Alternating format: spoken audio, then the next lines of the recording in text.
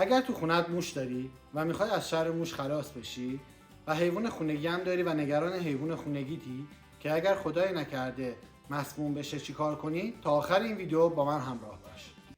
سلام، من امین برکتین هستم و به کانال بوکتین خوش آمدید. تو این ویدیو میخوایم راجع به جوندگان موذی مثل موش و روش طبیعی دفع اونها بدون اینکه نگران باشی اگر حیوان خونگی داری یا بچه کوچیک توی خونه داری، با خیال راحت از شر این موشای موذی خلاص بشی. قبل از اینکه من این راهکار جالب رو بهتون بگم، بیایم با همدیگه بررسی بکنیم اصلا ساختار و سیستم گوارشی موش به چه صورته. موش خلاف اکثر پستاندارها سیستم رفلاکس نداره، یعنی اگر غذایی بخوره که باعث ایجاد نفخ توی موش بشه، نه سیستم رفلاکسی داره که این گاز رو دفع بکنه، نه باد گلو داره. خب حالا سیستم رفلاکس به چه دردمون میخوره؟ الانه که باید بریم سر درسای شیمی. همه ما توی شیمی خوندیم که اگر یک اسید و یک باز با هم دیگه ترکیب بشن، اینها واکنش نشون میدن و علاوه بر تولید یک نوع نمک، گاز زیادی که دی اکسید کربن هست تولید میشه. شاید از خودتون میپرسید حالا این اطلاعات به چه درد ما میخوره؟ وایسید تا بهتون بگم.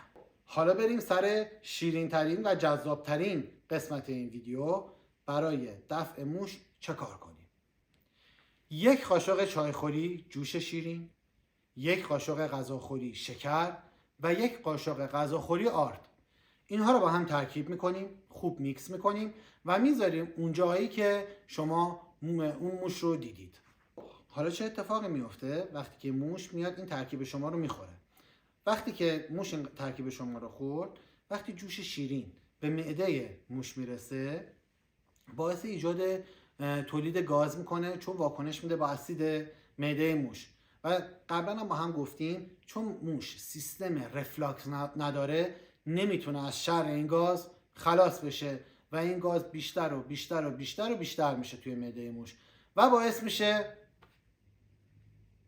اینجا براتون سوال پیش میاد، اگر حیوان خونگی من یا بچه من بیان این رو بخورن، این ترکیبی که شما درست کردید، چه اتفاقی براشون میفته؟ هیچ اتفاقی براشون نمیفته. چرا؟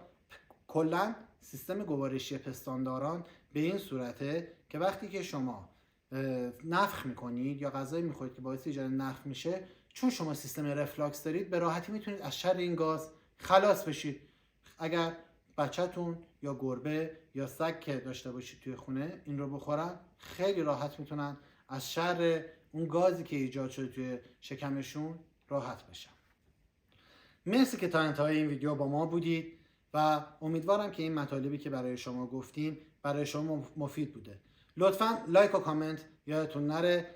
اگر کانال ما رو سابسکرایب نکردید سابسکرایب کنید، زنگوله رو بزنید که هر ویدیو جدیدی گذاشتیم شما نفر اول باشید این رو میبینید. اگر هر نظری، پیشنهاد و یا ایرادی توی ویدیوهای ما میبینید، لطفاً برای ما کامنت بذارید. ما خیلی خوشحال میشیم که بتونیم ویدیوها با محتوای خیلی بهتر و با کیفیت تری رو برای شما تهیه و آماده بکنیم.